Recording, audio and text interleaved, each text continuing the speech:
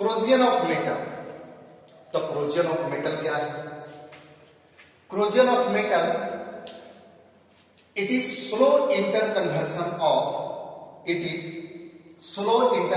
Of metal surface into undesirable compound by the reaction of air and moisture is called corrosion. यानी corrosion is slow interconversion of metal surface into undesirable compound is called corrosion. जैसे ये metal है, ये metal का surface है, metal के surface पर air मिला, मेटल के सरफेस को वाटर मिला, मॉइस्चर मिला, तो ये यहां इसके सरफेस पर कुछ अनडिजायरेबल कंपाउंड बन जाता है। इस अनडिजायरेबल कंपाउंड को बनने की इस प्रोसेस को क्रोजियन कहते हैं। जैसे रस्टिंग ऑफ आयरन, लोहे में जंग लगना, या कह सकते हैं कॉपर के ऊपर ग्रीन कोटिंग आ जाना। कॉपर जो होता है, कॉपर के ऊपर ग्रीन कोटिंग हो जाता है। Corrosion is basically an electrochemical phenomenon or redox reaction। redox reaction ये इलेक्ट्रोकेमिकल फिनोमेनन है। कैसे, अभी हम बात करेंगे। रिडॉक्स रिएक्शन भी कैसे है, ध्यान देंगे। यहां पे आयरन ऑक्सीडाइज होता है Fe2+ में और ये फर्दर ऑक्सीडाइज हो जाता है Fe3+। तो आयरन का यहां ऑक्सीडेशन हुआ, यहां पे ऑक्सीजन क्या होगा, ऑक्सीजन 2- में कन्वर्ट करता, तो एक का रिडक्शन, एक का ऑक्सीडेशन। तो क्रोजियन के प्रोसेस भी ये रिडॉक्स रिएक्शन पर बेस्ड है। ये रिडॉक्स रिएक्शन पर बेस्ड है और ये एक इलेक्ट्रोकेमिकल फिनोमेनन है। अब आप लोग क्रोजियन किसको कहते हैं ये बात समझ में आ गया होगा। क्रोजियन क्या होता है ये बात समझ में आया कि स्लो इंटरकन्वर्सन, धीरे धीरे होता है, slow interconversion of metal surface into undesirable compound. उसके ऊपर एक जिसको हम नहीं चाहते हैं वो कंपाउंड बन जाता है, अनडिजायरेबल कंपाउंड बन जाता है bye the reaction of air and moisture is called क्या, क्रोजियन। अब कभी कभी देखते हैं कि लोहे का ग्रिल लगा हुआ है, लोहे का गेट लगा हुआ है, तो किसी किसी में ज्यादा क्रोजियन होता है, किसी किसी में कम होता है। तो क्रोजियन का फैक्टर किस किस बात पर डिपेंड करता है, यानी factors affecting corrosion. Now we take heading factors affecting corrosion. The first heading is reactivity of metal. Reactivity of metal, जो मेटल हाईली रिएक्टिव होगा, आसानी से ऑक्सीडाइज हो जाने लायक है, वो सब आसानी से क्रोड करेगा।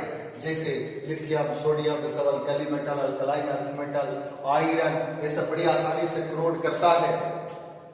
लेकिन कुछ लेस रिएक्टिव मेटल है, जैसे हो गया प्लेटिनम, हो गया क्रोमियम, हो गया गोल्ड, हो गया, ये सब पर जिंक हो गया, ये सब पर क्रोजियन का प्रोसेस स्लो होता है। ये सब पर क्रोजियन का प्रोसेस क्या होगा, स्लो होगा। नेक्स्ट है presence of impurities in the metal.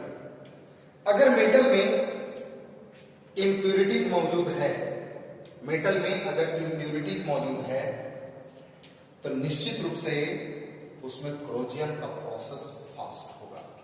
जैसे मान लो एक मेटल है और यहां पर एक ये प्योर पार्ट है और ये इम्प्योर पार्ट है, तो दोनों के बीच में, दोनों का रिएक्टिविटी में अंतर आएगा।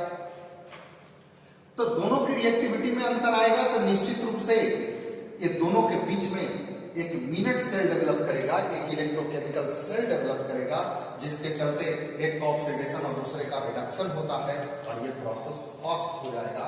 यानी कि presence of impurities in the metal, impurities present in the metal help in the setting up a corrosion cell and make the process of corrosion fast.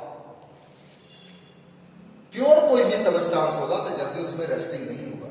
जैसे प्योर आयरन में रस्टिंग का प्रोसेस नहीं होगा भी तो काफी कम होगा। नेक्स्ट है presence of air and moisture. This is the main factor, this is the main factor. इसी पर तो क्रोजियन डिपेंड करता है क्रोजियन का प्रोसेस इसी से होगी। क्रोजियन का प्रोसेस क्या होगा, इसी से होगा। जितना ज्यादा एयर और मॉइस्चर का प्रेजेंटेशन होगा तभी क्रोजियन का प्रोसेस होगा। जैसे देखिए घर में पिलर में जो ढलाई किया हुआ रहता है रड, उसमें एयर और मॉइस्चर नहीं जाता है तो क्रोजियन उसमें रस्ट नहीं लगता। लेकिन जहां पर बाहर में निकला हुआ है जिसमें एयर और मॉइस्चर आसानी से मिल जा रहा हो, easily available air and moisture, then corrosion will be fast, corrosion will be fast. Next है, अच्छा इसी में एक पॉइंट और, अगर हमारे एटमॉस्फेयर में SO2, NO2, CO2 ये सब अवेलेबल है, इन गैस के कारण भी क्रोजियन का प्रोसेस होता है। पता है क्यों? क्योंकि कार्बन डाइऑक्साइड है, वाटर के साथ डिसॉल्व करके कार्बोनिक एसिड बन जाएगा, एसिड बन गया। तो एसिड बन गया तो जहां पर मिनट सेल बन रहा है वहां पर इलेक्ट्रोलाइट का वो काम करेगा। SO2 है तो वाटर के साथ डिसॉल्व करके सल्फ्यूरिक एसिड बनाएगा, NO2 नाइट्रिक एसिड बनाएगा, जो कि इलेक्ट्रोलाइट्स का बेहतर काम करेगा, जिसके वजह से इलेक्ट्रोलिसिस यहां पर प्रोसेस ऑफ क्रोजियन क्या होगा, फास्ट होगा। नेक्स्ट पॉइंट होगा प्रेजेंस ऑफ इलेक्ट्रोलाइट। अभी जस्ट हम बात कर रहे थे presence of electrolyte also help in the corrosion, also help in the corrosion. It behaves as electrolyte in the minute cell और इलेक्ट्रोलाइटिक सेल। इलेक्ट्रोलाइटिक सेल में ये कैसा बिहेव करेगा, इनके बीच में जो सेल डेवलप किया है उसके बीच में इलेक्ट्रोलाइट का काम करेगा और ये इसका प्रोसेस क्या होंगे, फास्ट होंगे। Strain in the metal, strain in the metal, metal में स्ट्रेन है मतलब जहां कट छट गया है कहीं पर स्क्रैच है, तो आप देखिएगा कि जिस किसी भी मेटल का आयरन का ही बना हुआ उसको स्क्रैच कहीं पर हो गया है या मुड़ गया है या कट जहां पर है वहां पर प्रोसेस ऑफ क्रोजियन ज्यादा होता है। इसका रीजन है कि जहां पर डेंट है, कट है, स्क्रैच है, वहां पर एक्यूमुलेशन ऑफ वाटर और गैसेस का एक्यूमुलेशन वहां पर जुड़ाव ज्यादा होगा और प्रोसेस ऑफ क्रोजियन क्या होंगे, फास्ट होंगे। Water accumulates on dent, cuts, scratch, bend, etc. These help in the corrosion. These help in the corrosion. Corrosion के प्रोसेस को फास्ट करेगा। Mechanism of rusting of iron बड़ा इंपॉर्टेंट चीज है। Mechanism of rusting of iron, iron के rusting के बारे में हम लोग देखें तो rusting is an electrochemical process in which iron act as anode. Iron यहाँ पर कैसा बिहेव करेगा, एनोड का काम करेगा, एनोड पर ऑक्सीडेशन का प्रोसेस होता है। And impure portion act as cathode, और उसमें कहीं पर इम्प्योरिटी है तो कैसा बिहेव करेगा, कैथोड। यानी कि दोनों के बीच में एक मिनट सेल डेवलप कर जाएगा। A film of moisture containing dissolved CO2 act as electrolyte. देखिए थोड़ा मोड़ा जो पानी रहेगा वहां पर वाटर रहेगा, वो कार्बन डाइऑक्साइड, मॉइस्चर और एयर आपस में कंबाइन करके क्या बना लेगा, H2CO3, जो कैसा बिहेव करेगा, ये इलेक्ट्रोलाइट जैसा बिहेव करेगा।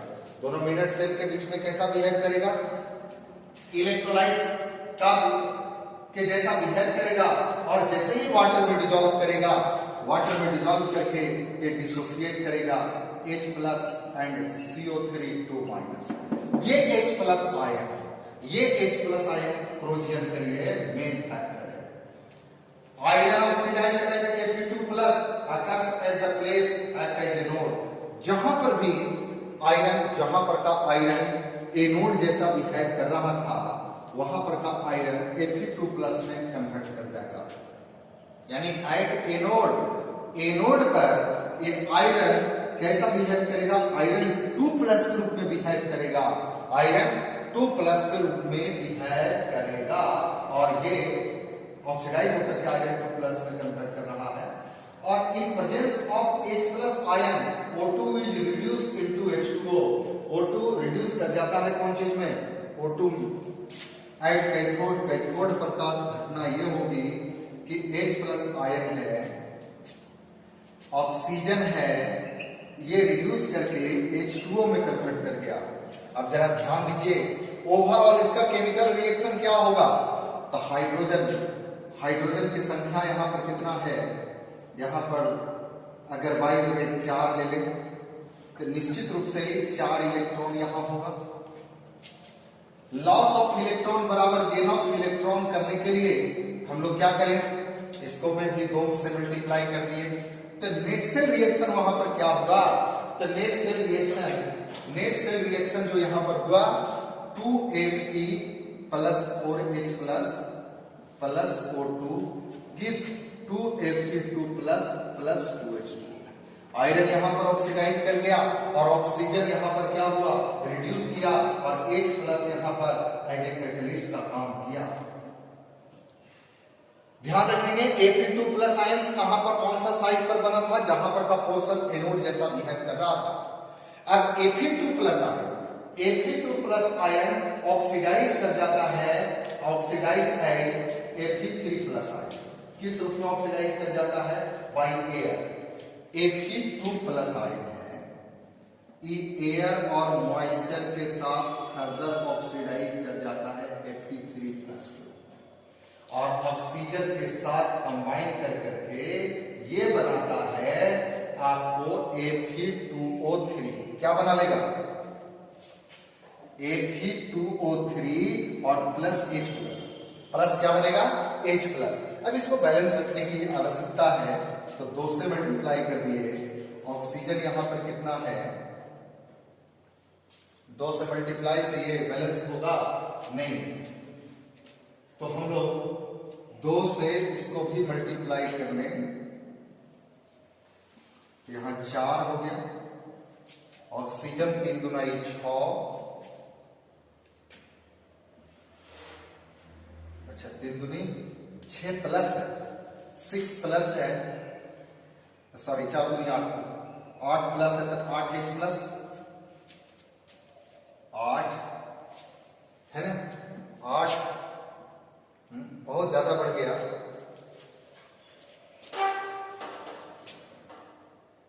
हाइड्रोजन यहां गलत मल्टीप्लाई किया, 4 से 4 दूनी 8 हाइड्रोजन एटम। ऑक्सीजन को देखें 6 ऑक्सीजन, तो ठीक है बैलेंस। अब देखिए जितना प्लस लेफ्ट साइड होना चाहिए उतना राइट साइड प्लस है, जितना ऑक्सीजन हाइड्रोजन बैलेंस। अब ये पार्ट रस्ट के रूप में हाइड्रेटेड हो जाता है Fe2O3 XH2। ये रस्ट का फॉर्मूला, आयरन रस्ट का ये फॉर्मूला है। तो सीधा सी बात रहा, आयरन के प्योर आयरन जहां पर पाया जा रहा है वो एनोड जैसा बिहेव करेगा और जहां पर इंप्यूरिटीज है वो कैथोड जैसा बिहेव करेगा। सबसे पहले इस पर जो वाटर सरफेस है उससे क्या बना, H2CO3 बना और ये क्या देता है, H प्लस आयन। अब एनोड पर का घटना क्या होगी कि एनोड Fe2 प्लस में बदल जाता और यहां से H प्लस है, यहां से क्या मिल रहा है, H प्लस।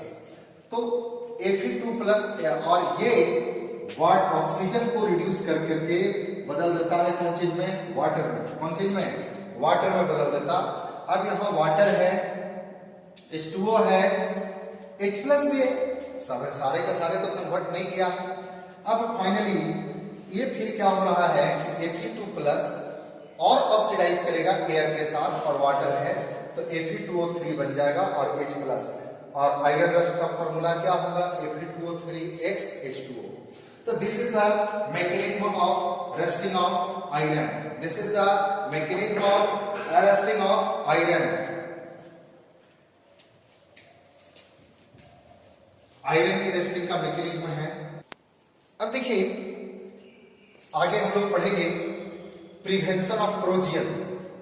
क्रोजियन को कैसे रोक सकते हैं, क्रोजियन से हम लोग कैसे रोक सकते हैं, ये हम लोग आगे पढ़ेंगे।